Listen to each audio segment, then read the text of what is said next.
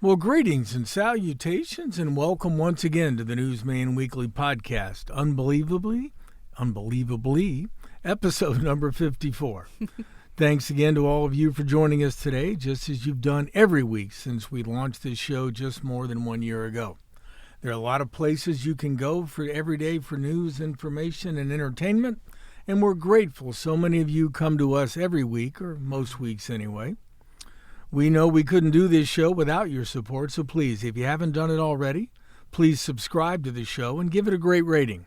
If you've done that, please unsubscribe, resubscribe, and give it another big rating. I don't know if that actually works, but I've heard other podcasts say that, and maybe we could try that too. Hey, many thanks to local country singer Luke Watson for writing and singing the powerful hymn, Smoke and Drink, a song that quickly became this show's theme song. My thanks also to the great folks at Relax, It's Just Coffee for sponsoring this show and being a great partner to the Newsman Weekly. Every day just starts better with great coffee, and our friend Paul Kimmerling and his baristas simply have the best in town at 105 North Main Street in downtown Mansfield. Hey, we've got a change in the lineup today.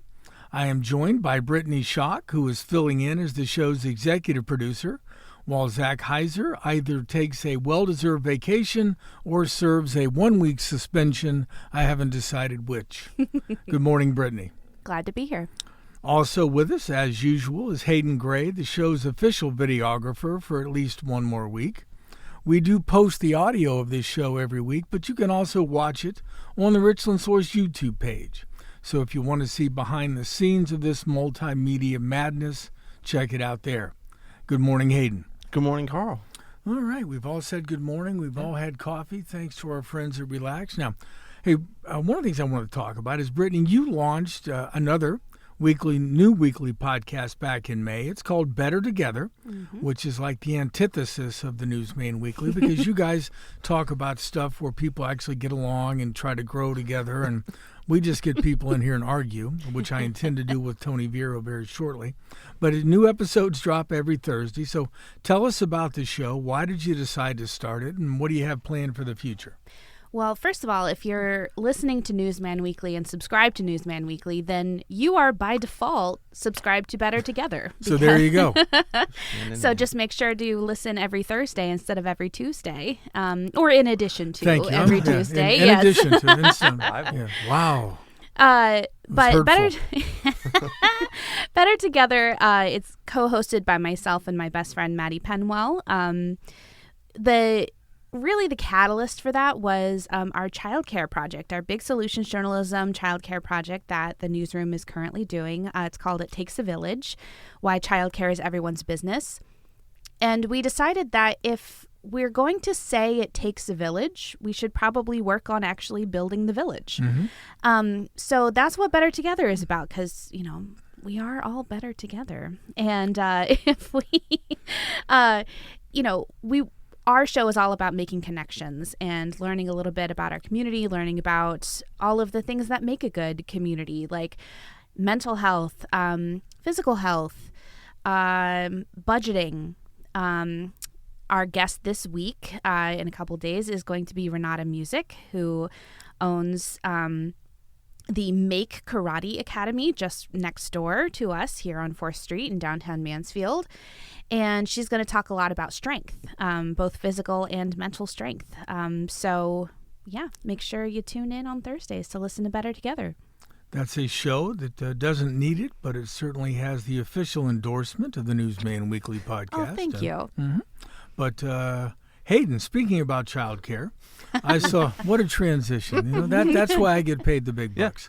I saw that you and your family made it out to the Monster Truck Show at the Richland County Fairgrounds over the weekend, and I imagine your son loved all of that. I took pictures at that last year. It's my 45th Monster Truck Show of my journalism career. How was your experience out there with your son? It was good. I was a little nervous that it was either going to be really, really, really hot or storm.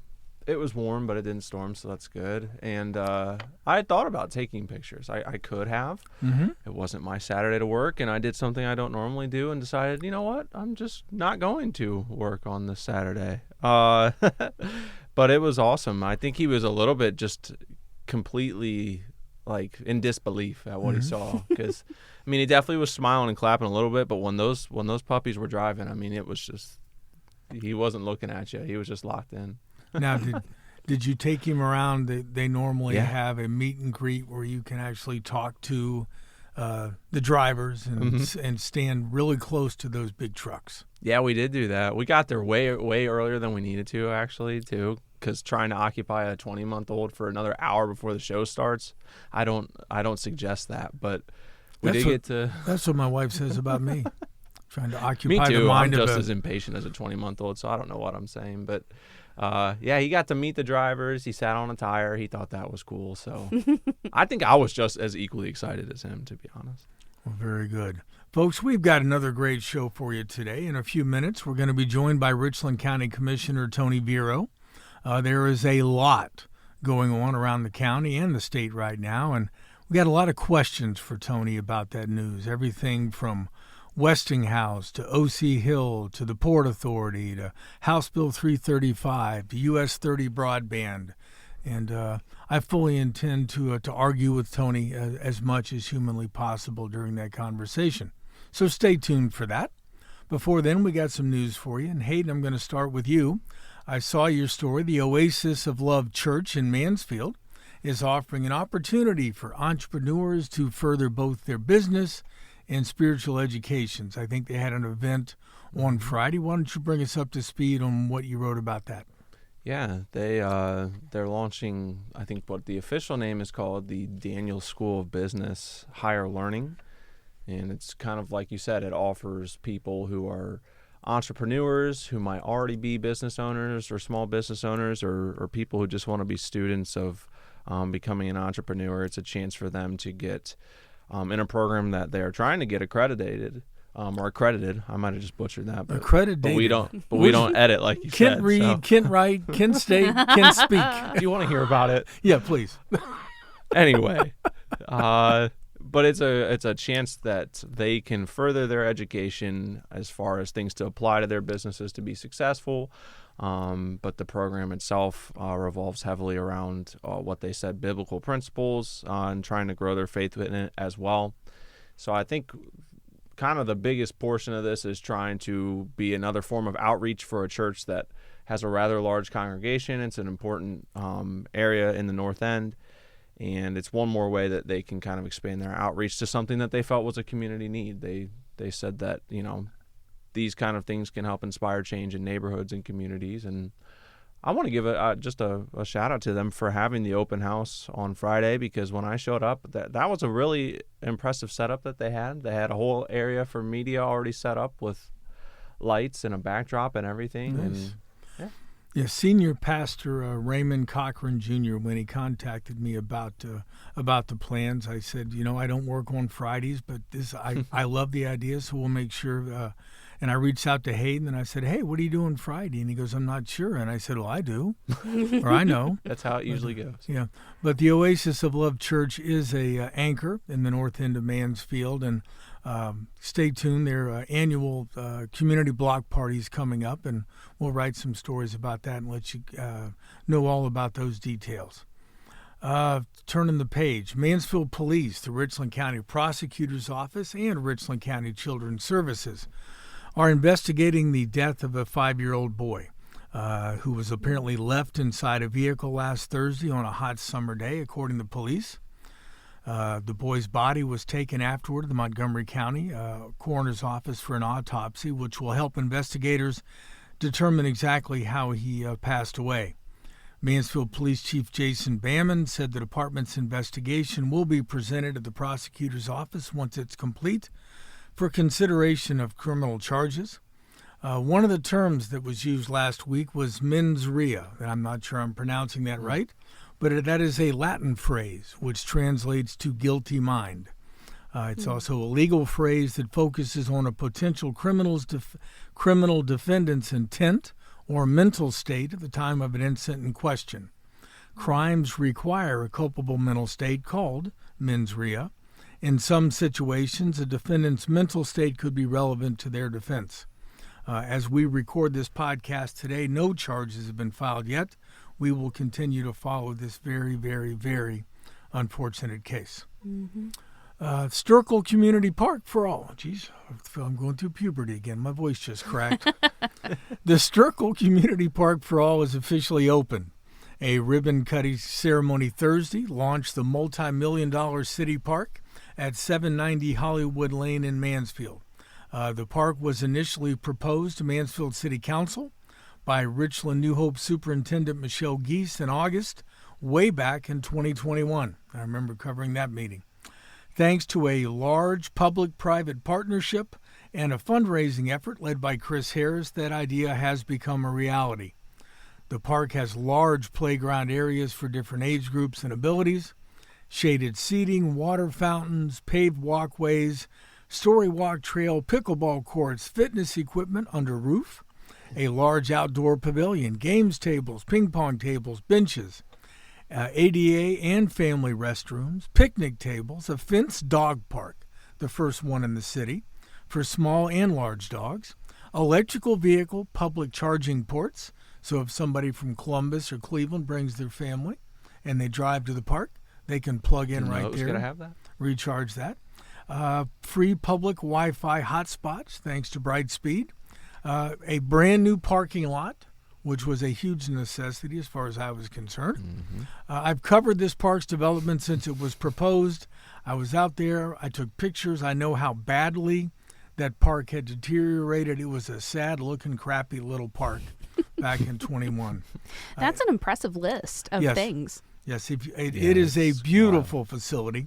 I hope everybody gets out there to check it out this summer, whether you're an adult, whether you're a kid, whether you're an adult with kids, whether you're an adult without kids. There's something out there to take a look at, and I promise you there really is nothing like this park anywhere around here. No, certainly not in Richland County, and maybe not any adjoining counties. So get to Sterkel Community Park for all and check it out. Maybe that can be an activity other than monster trucks. Yeah. I think Well, you've already seen it, haven't you? We went during that kind of The soft launch. buffer period, right? soft We're sorry launch. to our public works director if we weren't supposed to be there. No, you could be there. but- They just hadn't done the parking lot yet. So, But so that was before they had asked people to stop coming again so they could get their work done. Yeah, I was blown away then. I'm sure with everything wrapped up now, I'll be just as blown away. Maybe, Carl, you can take the grandchildren. Yes, I've talked to my son 2 or 3 or 5, 6, 10 times about taking my granddaughters there, and I think he will do that. But the nice thing is when they call it Sterkel Community Park for all, it means just that. This was an idea that Michelle Geese had, and the idea is people of all abilities should be able to go to a park and be able to participate, not just sit by and watch others. And that's what this park certainly provides. So, hey, finally, plans for a new Lexington Elementary School are shifting westward. The new architecture firm chosen for Lexington Local Schools' new pre-K to 6th grade building has recommended locating the building at the site of the current Western Elementary School, 385 West Main.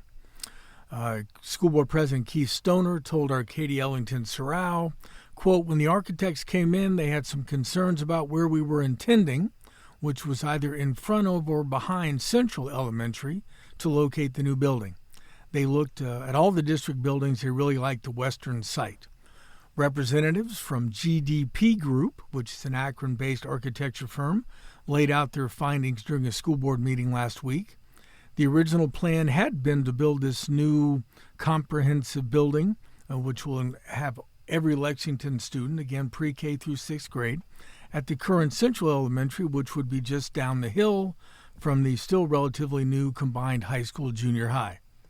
Where'd all this come from?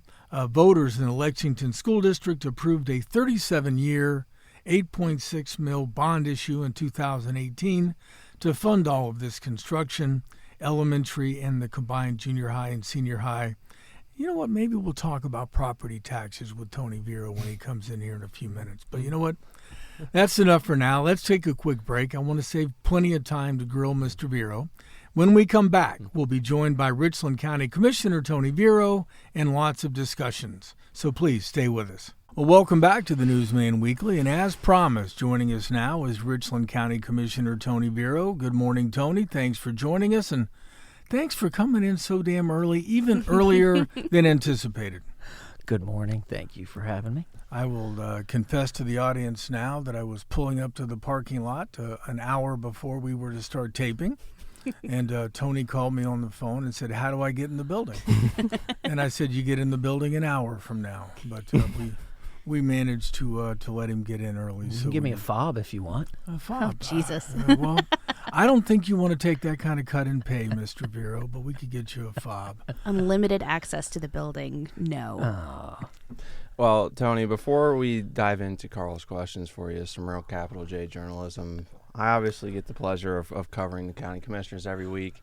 There's a matter that I have a few questions about that I won't dive into detail. We'll just say that an unwanted visitor joined one of the meetings last week. Virtual. On Zoom, yes, Okay. virtually. Yeah, let's be clear. Yes. The public did not see anything. Correct. Yeah. Correct. Well, not only that, but unwanted visitors joining public meetings is not something that's gone over well with county commissioners in the past. No. In fact, it's led at one point to gunplay. So Again, You- prior yes, to prior me taking administration. office. Yes. Yeah. Anyway, go ahead, Hayden. But my only questions regarding this matter were, has anything like this ever happened in the virtual realm, and has it made you guys have to rethink procedures here a little bit moving forward? Well, also, can we just be clear about what exactly happened?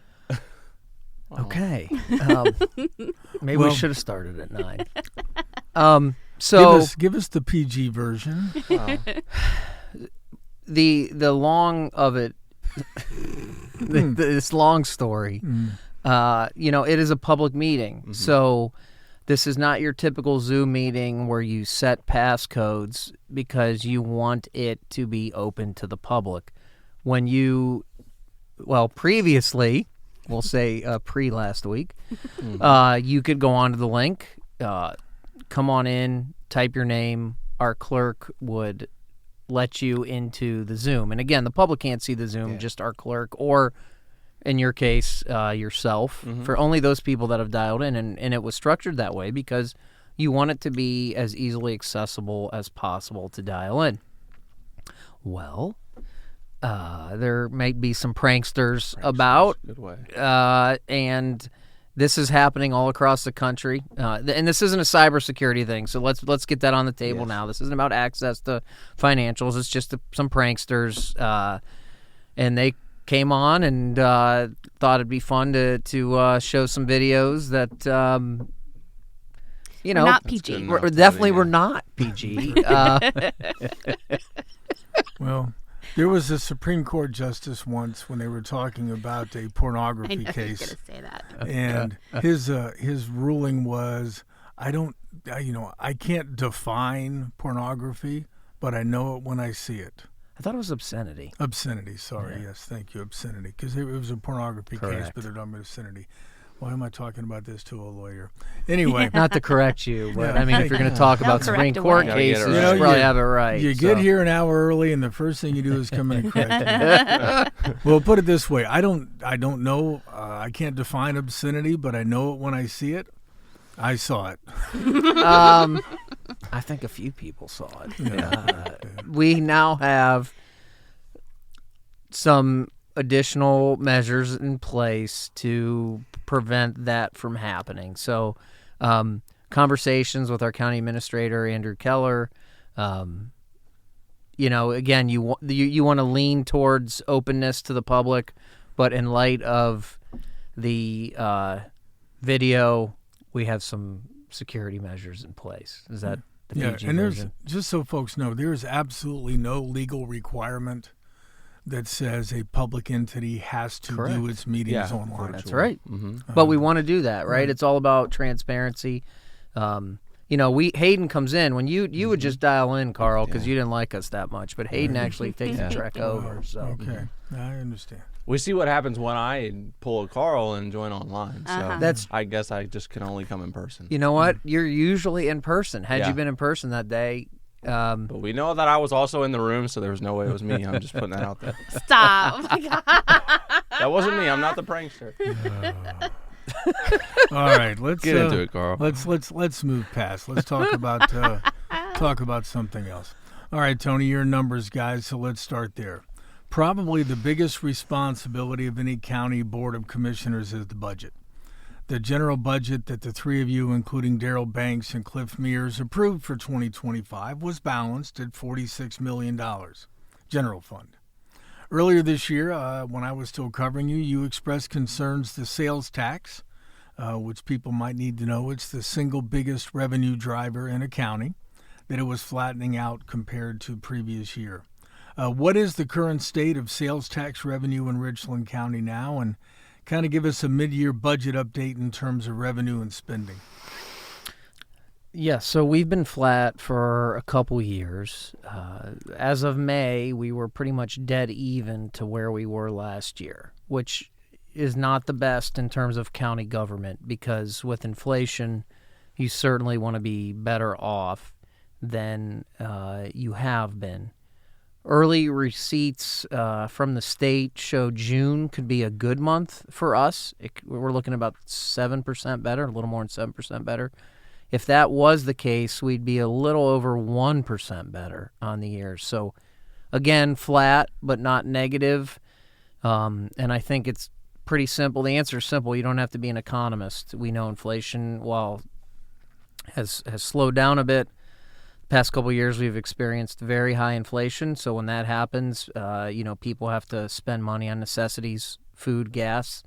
And those there's no sales tax, obviously, on most of the things. When you go to the grocery store, the taxes you pay on gas go to the engineer, Adam Gove. So that's generally not the sales tax that comes back to county government. So it would stand to reason as the extracurriculars and the vacations slow down a little bit. Although I think we're seeing, did Carnival post record profits? Did I see that right? Did you watch Carnival on Netflix yet? I have. Oh my goodness! We had just gone on a cruise too, so we wanted to come back. My God! The poop cruise. Yes. If you haven't watched it on watched it. Netflix yet, folks, you got to watch it. You will never look at a Carnival cruise ship the same way. And by the way, that ship is still out there. Yeah, they changed the name. Yeah. It's like the SS Minnow. I'd stay off of that boat. Yeah, that was a good doc. So yeah, boy, we're all over the place today with all right, so we're gonna steer away from the poop cruise and talk about your county budget, which isn't a poop cruise. Budget, well, again, while flat, I still think as of now we're projecting to have a surplus. I don't want to bore the listeners on budget talk, but you have three commissioners that absolutely pass a balanced budget. We don't include carryover in that projection. Sales tax is flat. We're not excited about it, but we do hope to again have a surplus for 2025. What about spending? Are you seeing, and I know you guys obviously don't control all of the spending, but what are you seeing from other elected officials and other departments under your purview in terms of spending? Well, so salaries are even higher than what we anticipated. And I had this conversation. I've been actually talking to Marilyn John a lot lately. I know you said you want to get in the House Bill 335, so we'll talk about just when we talk about inflation too, the country's experienced wage inflation, right? As prices of necessities have gone up and baby boomers retired, right? It became an employee's market for a while. I'm getting there as quick as I can. Oh, what, you got your computer over there? Yeah. And we're competing for help and trying to it's often more important to retain too, right? Like Ohio State's NIL budget and retaining all their players, right? Mm-hmm.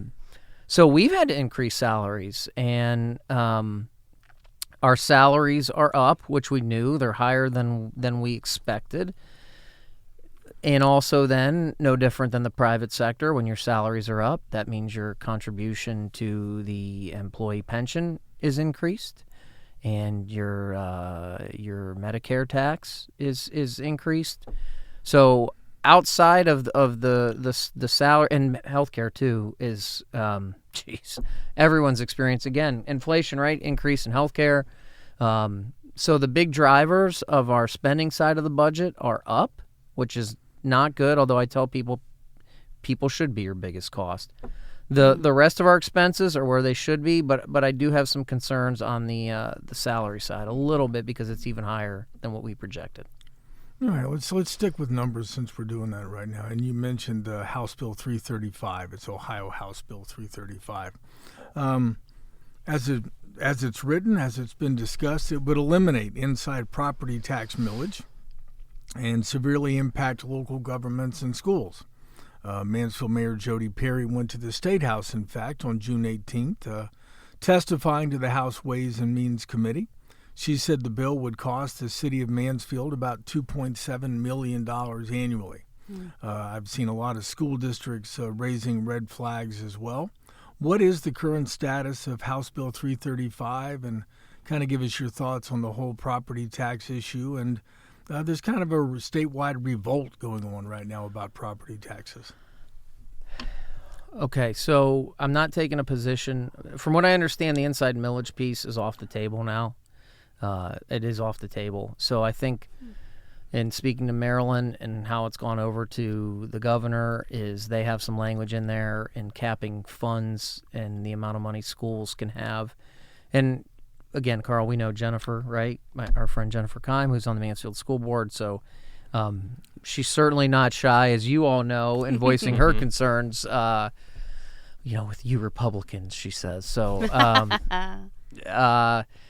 I don't think it's necessarily an attack on schools. It's just schools are the biggest recipient of property taxes. If everyone goes online across the state and looks at the pie chart that auditors' offices have all across the state, you can see where the vast majority of your property taxes are going, which are to schools. Now, a lot of that is voted on levies, so this isn't anything to do. It's not to say the schools are at fault. Also, you have that inside millage piece.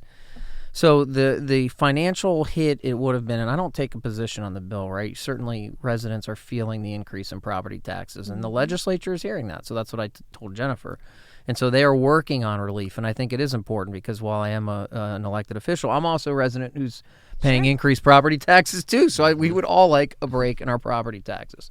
And that's what the legislature was doing. So I'll only talk to the numbers really without taking a position on it.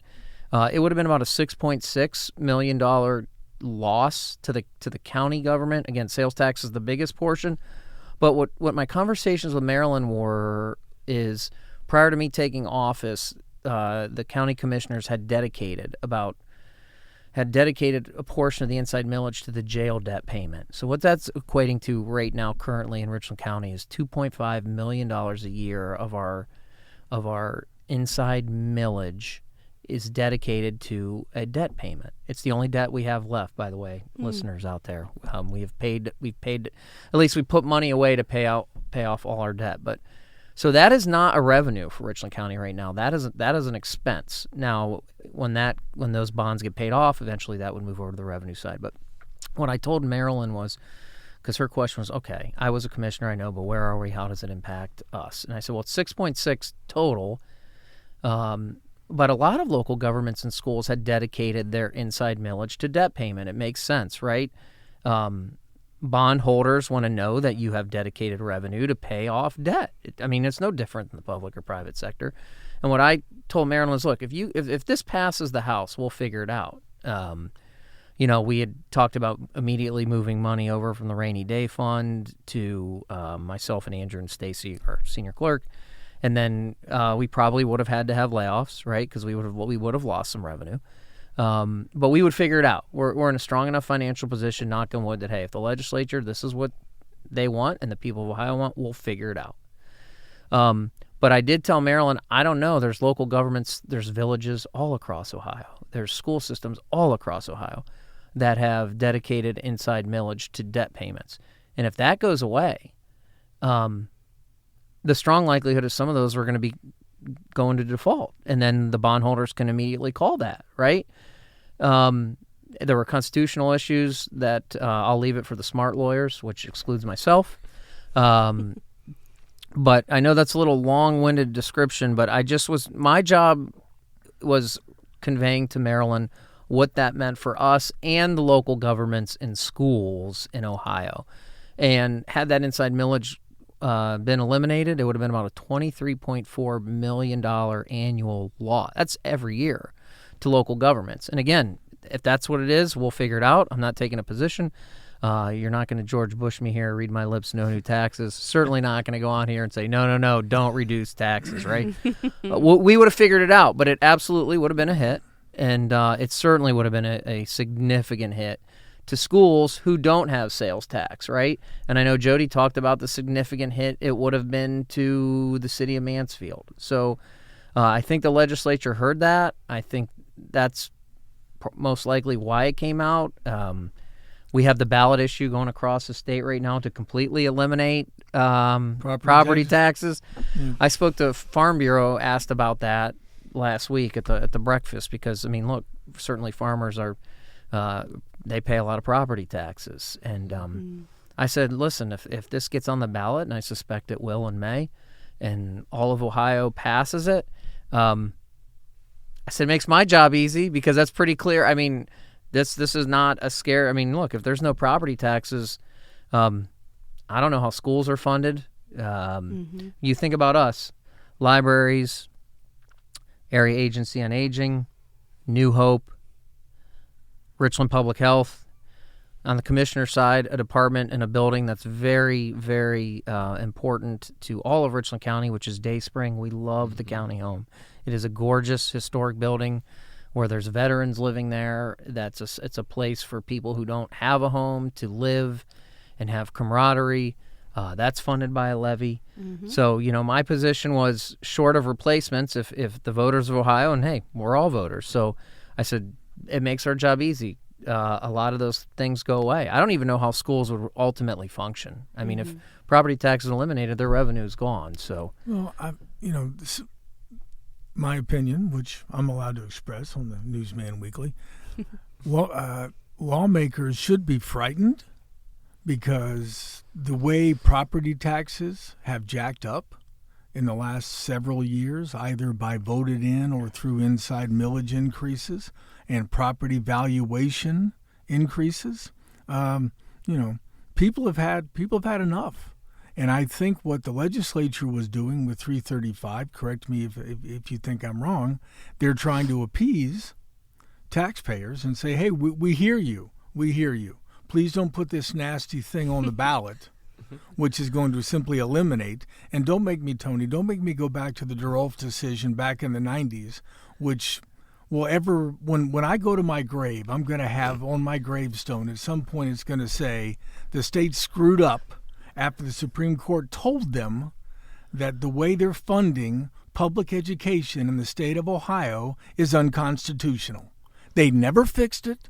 They still haven't, because some kid living in Adams County, Ohio, is not getting the same education as a kid in Indian Hill, Cincinnati, or Shaker Heights up by Cleveland. They're just not, and they never will, because the entire state government said, you know what, Supreme Court, you're right. We're not going to fix it, though. Man, this is a lot on a Monday. We should have started at 9. Great way to start. I see you picked up coffee for those two. Where's my coffee? All right. And I apologize. There really wasn't a question in there. That's just me going back to I feel like I'm sitting next to Jennifer Connelly. I mean, she's. But then that's what I told Jen. You said also, though, what I told Jennifer is clearly. So, and I don't always. I can only convey what I told Marilyn. I never want to speak for people. By the way, we're talking about Marilyn John, who right? is our state rep. Yep. Okay. And it was a House bill, so Mark got to avoid the wrath of all this. So Mark Romanchuk. Yep. So okay. What I told Marilyn, you're exactly right, but I said I don't feel even if House Bill 335 passed that this was going to slow down that issue, and I think she would agree with me, but again, I don't want to speak for her. So I hear you. I think that was part of it. You hear Maryland is great. I don't think people understand how good state reps and state senator we have in Mark and Maryland, and that whether you're Republican or Democrat, they are so available to everyone. And trust me, I speak to commissioners in other counties, and that's not the case. I think Marilyn and I talked every day for the past 2 weeks, which is unfortunate for her, but Maryland arranged a call on a Friday. Elected officials do work on a Friday at 4:00, where myself, Marilyn, and David Thomas, the bill sponsor, had a conversation, right? And we spoke for about an hour a couple Fridays ago, and that was brought up. And the sentiment I got is there seemed to be, I don't know if it was a direct edict, but there was hey, we need to put some money back in the pockets of the taxpayers whose property taxes, we all pay taxes, whether you own or rent. If you rent, your rent's going to go up because your property owner's paying more taxes. If we own, your property taxes have gone up, okay? So we all pay property taxes. I think there was a number. The number I kept hearing thrown around was $500. We want at least $500 back into the pockets of the property taxpayers, and that inside millage, if you had looked at it, that was sort of the figure it came about. So I think that was it. I think it was an effort to curb that, and like you said, we have all felt the increase in property taxes. So what I suggested to Marilyn, and I said, look, I'm clearly not ever the smartest person in the room, but I said two things I might take a look at. One is, first, we're taxed off 35% of our assessed value, right? Mm-hmm. Carl, you can go online, the auditor's website, see your 35%. That's what you're taxed off of. I said, why not just change it to 25 or 30, right? Okay. Or I suggested, why don't you just cap it? Say it doesn't matter how much your valuations go up every year. You can only have an increase of X. And when they get to a certain level, they can never go any higher.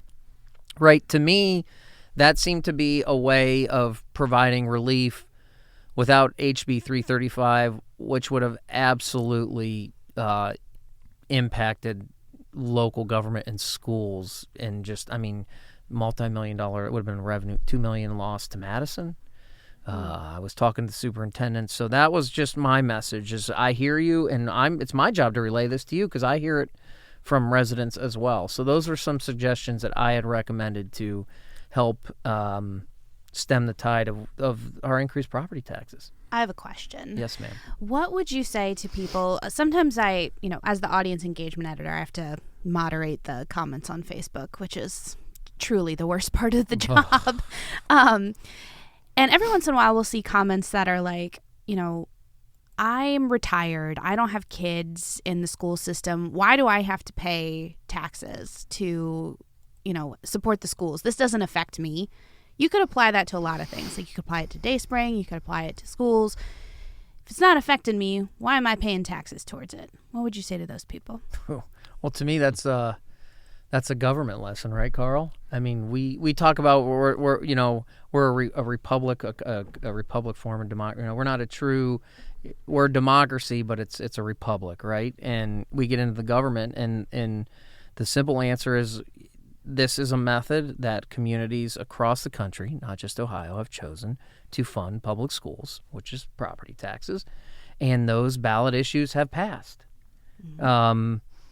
That's the simplest answer because it is the answer. And I don't disagree, people who don't have kids, they're going, well, I'm paying for schools and I don't even have kids, and I get it. Now, the counter to that would also be if you live in areas where schools are thriving, it goes without saying you have higher property values, which in turn benefits you, and it just benefits the young children and then who become adults who contribute. Education is important. So the long answer is you're contributing. I believe our children are the future. You're contributing to the youth and the importance of education, which clearly is important. And then there are some tangible benefits to a good school system. I had, God, this has been years ago, a similar type question, Brittany, got asked to a school superintendent in Clark County. And he looked at the person in the audience that asked it, and he goes, where were you educated? Mm-hmm. And they said, well, Springfield City Schools. He goes, you have a nice building? Yeah. He goes, who paid for that? Mm-hmm. Well, he goes, pay it forward, folks. Somebody paid to educate you, but I'm just thinking the way the property tax situation's gone, and I don't want to continue to beat a dead horse, but somebody better figure that out. And whether that's stopping bureaucrats in Columbus who do this property valuation crap and jack up and suddenly tell me my house has tripled in value because my neighbor sold his for a X amount of rate or X amount of dollars. That's some bureaucrats in Columbus. There's enough in Washington. But that's folks in Columbus saying we control. And that's why I think you're right. Capping that or reducing the percentage might be a better way to go. But we got a lot of things. We could talk about property taxes for hours. Yeah. No one's listening anymore. I know. No. Like, all right. Well, I don't know the So- property tax issue. And I was going to continue talking about property taxes. Yeah, and there's also some language with county budget commissions, and a lot of residents don't know, and should they really? Probably not.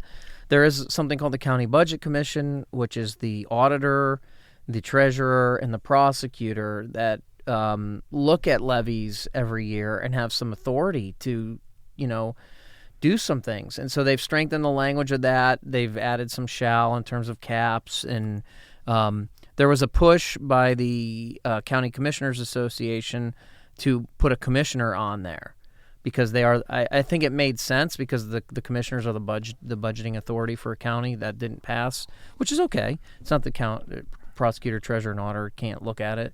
But you saw some strengthening of language. So you're seeing some things done, and I think you'll see some things now when they come back in session. The message I said to Rep. Thomas was, too, hey, they wanted to get this done in budget cycle, and you just proposed it, and I think it was a rushed process, too. Now they'll have some time to look at it, and I think maybe you will see some other measures in place, maybe the cap and some things like that.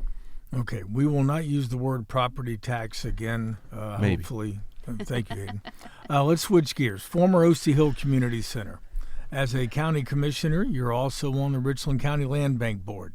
That board voted unanimously last week to pursue a sales agreement of the North End property that used to be home to the O.C. Hill Center to a Wisconsin-based developer that wants to build an affordable housing apartment complex for senior citizens. Covered a public meeting on this topic a couple of weeks ago at NECIC. A lot of residents had questions about it. So bring us up to date on that process, and are you satisfied that this plan will please the residents of the North End? Well, as an elected official, I don't think you're ever going to get a unanimous approval. So do I think the majority will be pleased? Yes, because of the conversations we had. And I want to give props to Mayor Jody Perry, who was adamant at the land bank that she would not be supportive of the development until we heard from the residents of the North End. And for those who attended that meeting, I think Jody was more than right there. It is a special part of our community, and it's where O.C. Hill once was, and it was important to hear from them. What the feedback was, as the meeting went on, I felt there was more and more support. I think you heard for some initial, just, okay, what's this project? There were questions. But in speaking to people who represent the North End and live in the North End, I think there was excitement that when's the last time somewhere out in the Bowman and Spring Mill area had a $15 to $20 million? Look, that's a significant investment anywhere. It is. Okay, and this is a legitimate developer. So I think they were excited, but I think the key piece to the whole development is tying that into the NECIC Community Impact Center. And we needed the developer to know about it. We needed him to hear about what the residents felt. That was a place for youth to go and grow in the North End, and it's been lacking. And I know Jody's certainly working on that. And I think the conversations with Matthew Scruggs, who's the new director at NECIC, again, I don't want to speak for him. I think you're going to go back and see them maybe tweak their original impact center to maybe connect the two. And I think this can be a catalyst out there. So I voted for it, so I think that's clearly indicative of the support I had for the project. What I told people and what I said at the meeting was I was going to take my cues from Jody on this one. She's the mayor of Mansfield. This was a special part of the Mansfield community, and I felt it was important to be in lockstep with the mayor on this one. That doesn't mean we think for each other, but once I knew Jody was comfortable in speaking to the North End, that made me comfortable. And at the end of the day, $15 to $20 million new development in the North End is pretty significant. I'm going to say a couple of things about it. When I first started covering it, I'm going to show my age, Mansfield City Council, one of the council members was indeed O.C. Hill.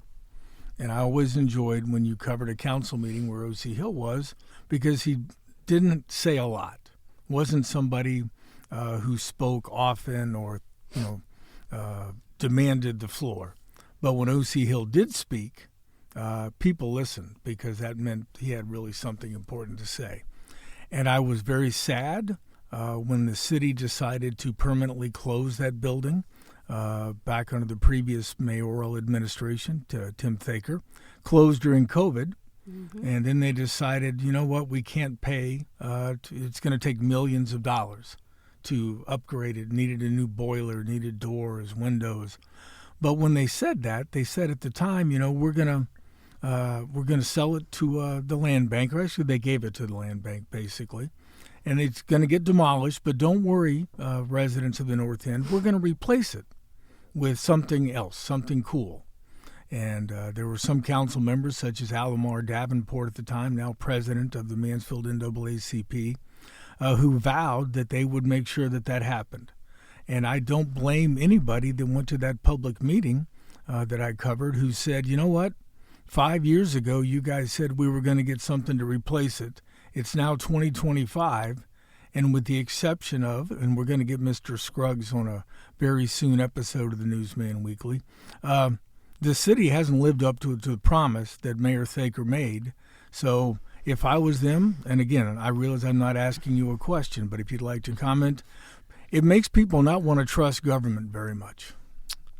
Man, again, a Monday morning. I'm going to go get another cup of coffee. Now he drinks his coffee. I know. Now let me have a sip of your answer. coffee while I'm sitting here. So, again, I don't want to speak for Mayor Thaker, and Jody certainly inherited the situation.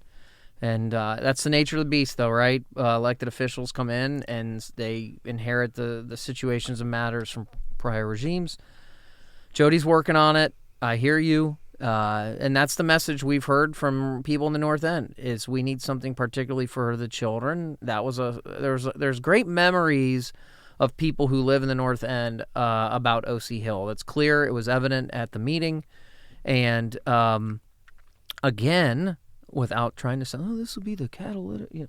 But it's true. I mean, $15 to $20 million out on Bowman and Spring Mill is very big. Yes. And we have that developer on record. Again, there's no contract to that specific piece, but man, they won't look well, because when we came out of executive session, I was the first person that said, look, I want you on record that you're going to work with, and they will.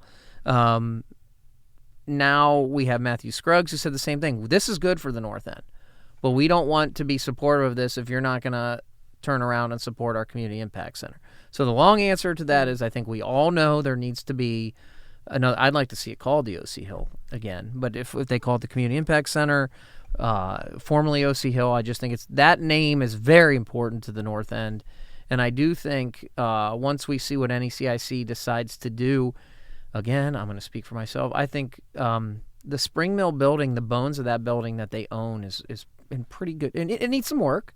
But to me, my thought is maybe you keep that building and maybe add to it as part of the CIC, and that can also help save money because you have an existing solid structure there. So I'm not saying they're going to do it. I don't know, but I think there's a way to keep that building, to tie it into the new housing development, and now you have a block for youth, for seniors. Hopefully that would bring grocery stores. I mean, this is long term, but now you have an anchor development in the North End that can spur additional growth in the area. O.C. Hill was the first black resident to be elected to Mansfield City Council and the longest-serving individual on council in the history of Mansfield, serving from 1961 to 1991. So, Carl, what, 61 that you covered him? Yeah, so 61. No, but I covered him near the end. It was back in 1990 was the first city council meeting that I covered, and I loved speaking with Mr. Hill because he always had a twinkle in his eye. And like I said, he didn't say a lot, but when he spoke, you damn well better listen. All right, let's stay with the land bank for a second.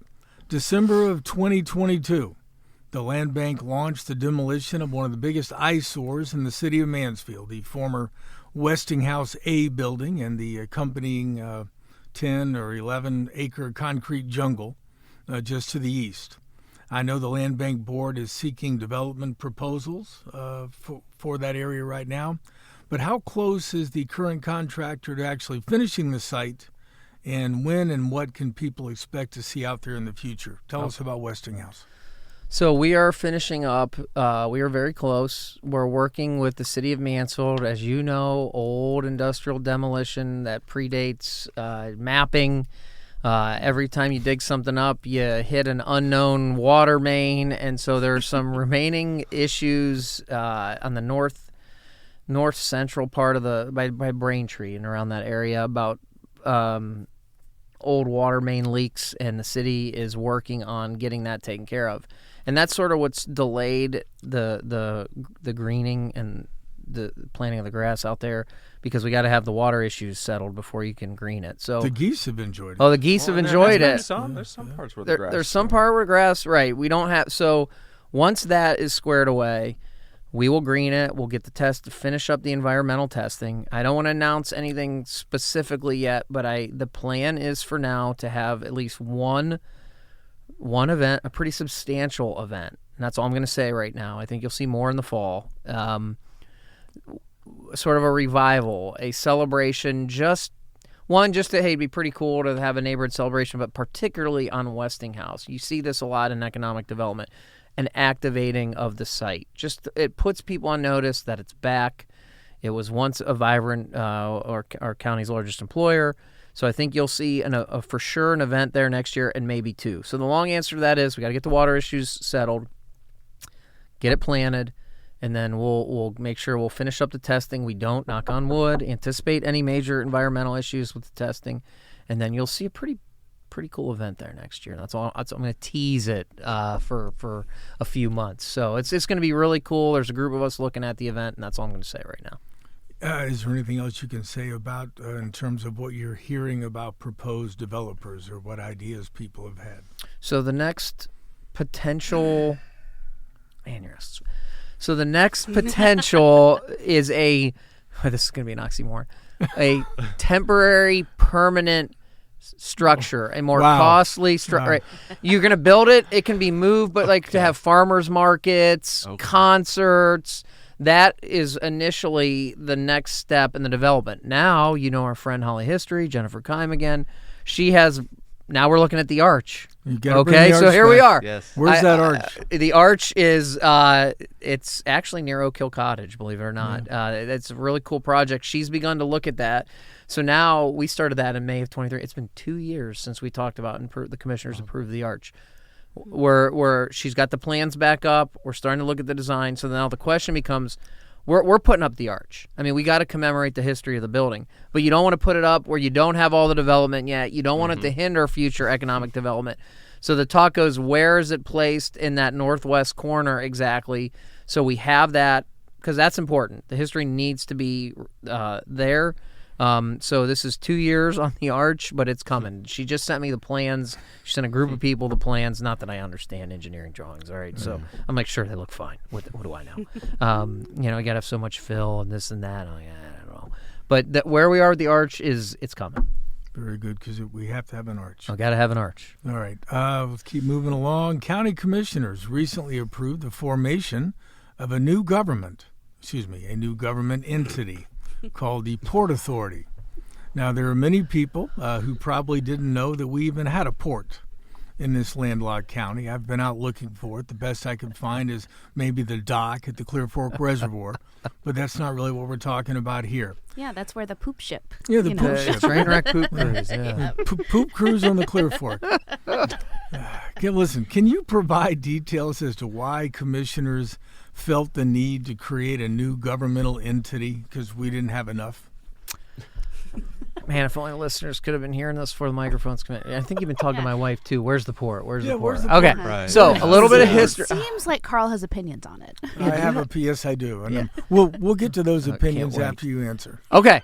So, yes, when port authorities were originally created, it was true. They were centered in and around the development and management of a port. We would call that the front half ports. As time went on and they were seen to be a valuable tool in economic development and such things, the law was expanded to, while still called a port authority, and I'm sure there's lawyers out there say he's wrong about this. But they call these back half ports. And these are port authorities that aren't necessarily centered around ports, okay, the back half ports of that section of the code. The answer to that, Carl, is they have, whether you like them or not, okay, They have proven to be a very valuable economic development tool. And while we are out speaking to developers, one of the first questions we get asked is, do you have a port? Because that is, big developments often utilize the features of a port to develop certain areas of communities. So that is the answer, is we were behind the 8 ball and not having a port. And the key is getting that first couple projects, because where I generally see a lot of this is the sales tax exemptions they can provide, and they're unique. So let's say there's a $200 million development plan in Richland County, and the port, which commissioners don't sit on the port board, we just appoint it, grants a sales tax exemption. What's that? And it's approved. What that means is you can go anywhere in the state and purchase materials for this project, and they are exempt from sales tax. And we've had businesses that there's not been sales tax. That Richland County government and the governments that get sales tax, we don't get, because they have exemptions from a sales tax. In return, there's a pilot, payment in lieu of taxes, right? We all know that. That goes directly to the port. And where we were losing out then is not only were we behind the 8 ball and having this tool for economic development, we didn't have a port that could then utilize those dollars, okay? So let's say there's a development that's $7 million worth of exemptions in sales tax, and in return they're going to pay the port $1.5-2 million. So the developer saves $5 million. That $2 million comes right to Richland County's Port Authority, and in turn they can go use that for other development in other areas in Richland County. So the answer is that's how they are an effective tool, is once the port starts to generate some revenue, you can really use those dollars and cents over time to then continue and foster development in another area. Now, whether you think that's weird or we need another form of government, you're probably not wrong. There's an article that Hayden wrote back earlier this month that said a port authority is granted several powers through the Ohio Revised Code, including the ability to own land, levy a property tax, and assist in redeveloping environmentally challenged sites, according to the Ohio Council of Port Authorities. And they can also, as you said, provide sales tax exemptions to businesses in exchange for a fee. I'm not disputing the fact that these are created under Ohio law. I know there's like 63 of them now. 62. Around 62, 63. Around the state of Ohio. Counties can do it. Cities can do it. A township could create its own port authority. My issue is, and it gets kind of squishy in my mind, and I realize it's what the statute says, but let me give you an example. A city that might own land, say it's 100 acres, and the city a developer comes and says, I'd like to build a factory on these 100 acres. Okay. But the city has no ability to grant this sales tax exemption. Okay? So the city, unable to do that under the law, gives the land to the Port Authority or leases the land to the Port Authority. So it's basically giving it to another governmental entity, which now has the ability to give this sales tax exemption. It just seems squishy. And maybe it's the key to future development, and God bless us if it all happens that way. But when one local government entity is given powers involving money that are denied to other governmental entities, I get nervous about it. Well, how is that though? And now you can say, well, land banks, CICs. There are other economic development tools, and I hate cliches, but Jody and I argue about. It's another tool in your economic development in the toolbox. I know. It's the worst, but it's true. Right. I mean, like, Carl, it's no different than giving, to a certain extent. You can say, well, land bank's not necessarily the same as governmental entity as a port. I get it, but it is for the most part. CIC, land bank, how's that any different? It's just a different form of an economic development tool. It is a governmental subject to the rules of Open Meetings Acts, et cetera, but it's just another way that you can develop a certain segment of your community. And I think the pieces are aligned now. I said I wish we would have done this sooner. And look, that's a fact. I get what you're saying, but I don't see how it's any different than a CIC or a land bank to a certain extent. It's just another way to look at developing. And you ought to see what they did in Morrow County to build their new county engineers. But I'm still looking at their flow charts going, man, some smart people put this together. In terms of the Port Authority went out, they got real creative with their Port Authority to build their new engineers building. So I hear you, but it is proven to be a very effective economic development tool, which is why there's now 62 or 63 in the state of Ohio, and it's why they expanded to non-ports, so to speak, because people looked at them and go, wow, this is a really unique feature in the law. But I hear you. Yeah, I will certainly do what I appreciate the fact I've covered the first Port Authority meeting.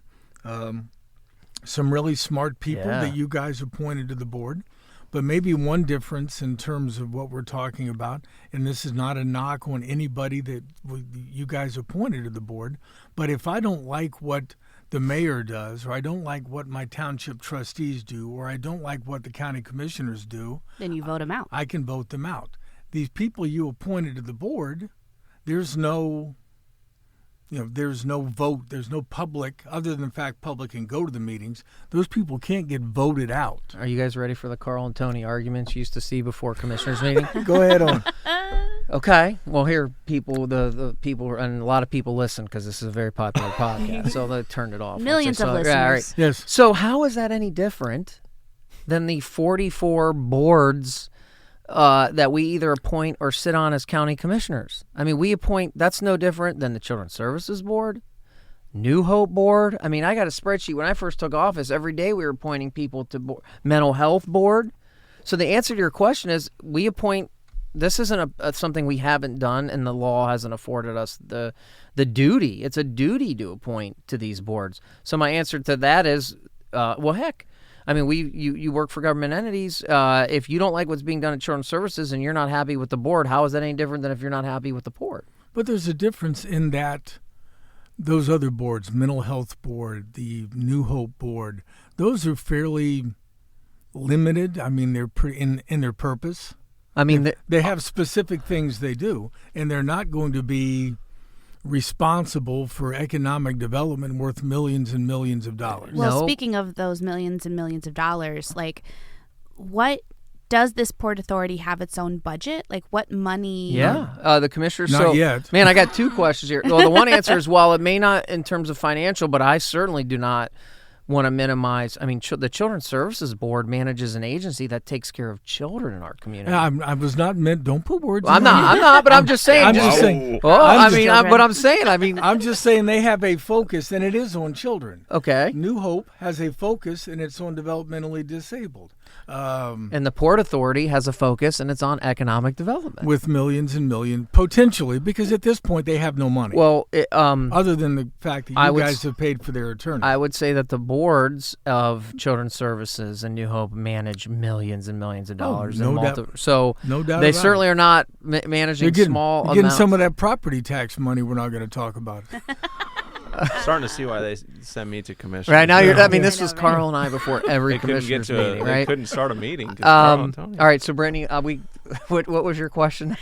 Where is their money coming from? Well, right now they don't have a ton of. The commissioners have put the upfront money, and we could get that recouped. I'm not saying we will or won't.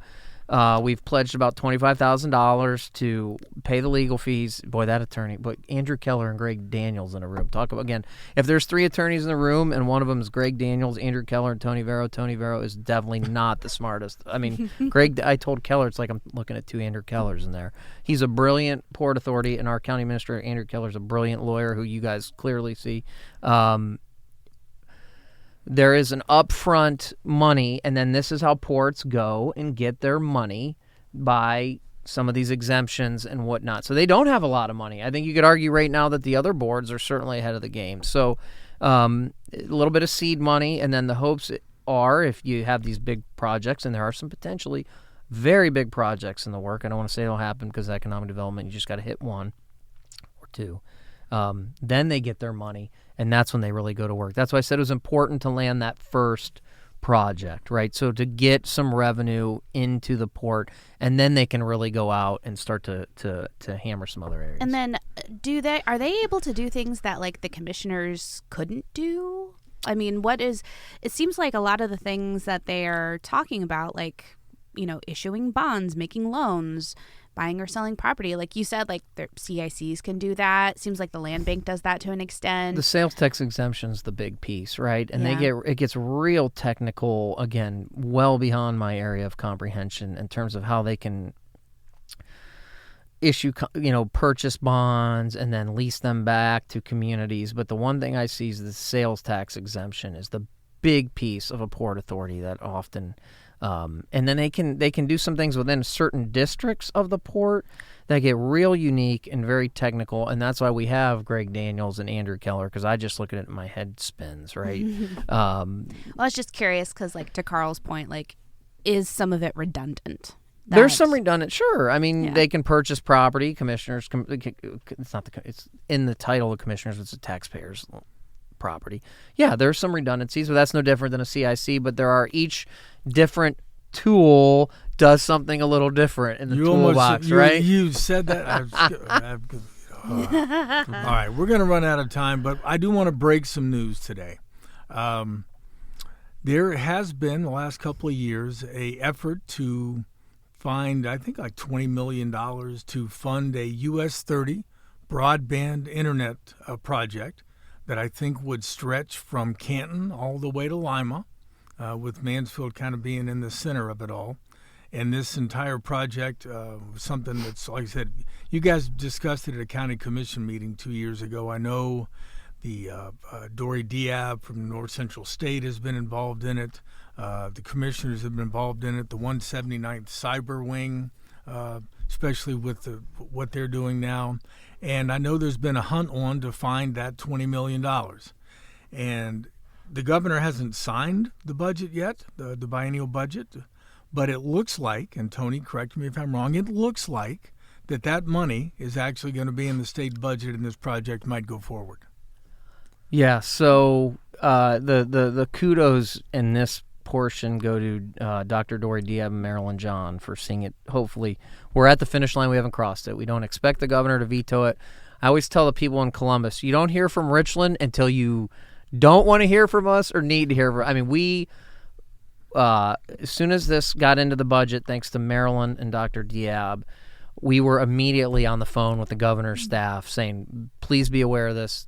We don't anticipate him vetoing it, but we were already all over it. All right, so he's already gotten word, as we saw during the what did DeWine say? We know how to work the phones. Yeah. As our County Commissioners Association said to me, Cheryl Subler, I can't quote her because she said it, man, Richland works it. And that's why I said, you don't hear from us until you're going to hear from us. And so this has been almost a 2-year project, started by Dr. Diab elbowing me and say, hey, I'm a taxpayer. When are you going to start expanding broadband here in Richland County?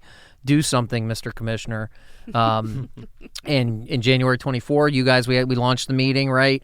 I'm trying to speed this up for sake of time. And the initial, we wanted to go through the governor's budget. We had been working with then Lieutenant Governor Husted, who was big on economic development, and we had met with him. And the plan all along was to hopefully have the governor submit that as part of their budget, the lieutenant governor's budget. Then John Husted leaves, as he should have. He went to become a United States Senator, pretty big deal. So we were sort of left going, uh-oh. We had lost our contact there, and there was a lot of phone calls taking place. And Marilyn said, all right, Marilyn John, I'm on it. The state found the funding in the BEAD program, okay?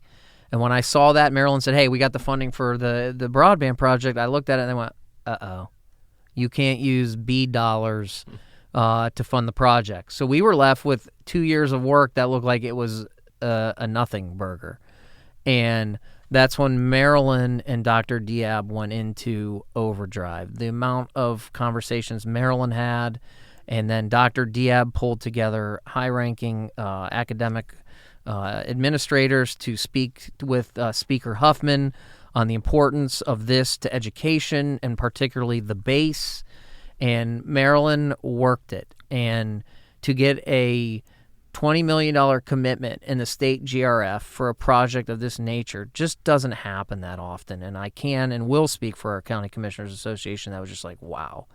I can't believe you guys got that in. And my message to them was it was Marilyn and Doc who really made it happen down the home stretch. So pending the governor's veto, we will have high-speed. Ohio will have high-speed internet, broadband running all along Route 30. All of us have traveled Route 30. We know it is a pretty rural section of our state, which we think will certainly help foster economic development, but more importantly to Richland County and in Mansfield as we get a point of presence in for the base. Again, it seems like we're talking about things beyond my level of comprehension. So if you're a voter like, well, what does this guy know? I'm sorry. A point of presence in technical world, the way I understand it and have researched it, is very significant in terms of high-speed internet, redundancies, and that is significant. It's a network access location, a point of presence, that then where internet comes in and out, and networks come in and out, and then they will connect to network access points. But that is significant for the cyberspace wing and the 179th. So that's why we were specifically attracted to the project, was to get our new cyberspace wing additional technological capabilities and redundancies so they can complete their mission. And this is kind of a very big deal. And you talked to, I'm not going to use that toolbox word, but if you're, and maybe it's, I'll talk about a rural area in Crawford County, and you want to build some sort of factory or something, some business somewhere near US 30. There's no internet access, and obviously people need internet access these days, much less a business. But now with this, it's that much closer to having that final connection. Now you can reach out and actually tap into a fiber line, and you've got a development possibility. Absolutely. I think that's why you saw we were trying to really make this happen. It's why we brought in other counties because of just that. In fact, we've been speaking to the Crawford County commissioners who've really kept an eye on this because that's exactly, I mean, Route 30 goes right through their county. It's rural stretches, and they would love to have high-speed internet out there. So that's exactly, you just couldn't have spoken as a better advocate for the project than what you just said. Somebody write that down. You got that? Go back in the recording. We're on the record. All right, we are sorry, I've got 30 more questions, but we're going to have to save it for next time. We'll just turn the microphones off for those who are listening, and then we'll just start arguing with each other about Port Authority. The post-show Port Authority debate will be occurring at the Phoenix tonight. Anyway, folks. The library. The library. We're going to wrap up today. They get property taxes. We're going to wrap up. You said you wouldn't say it again. Oh, yeah, I did. All right, we're going to wrap up today's show on that note. Many thanks to Richland County Commissioner Tony Vero for joining us and engaging in such a lovely debate and argument. I appreciate that. Thank you, Tony. Thank you, guys. It's always fun to come in and talk local government with you. And for now, thanks again to all of you for listening to the Newsman Weekly. I'll be back in a second to put a bow on this week's episode, but until then, remember what Mark Twain said. If you tell the truth, you don't have to remember anything.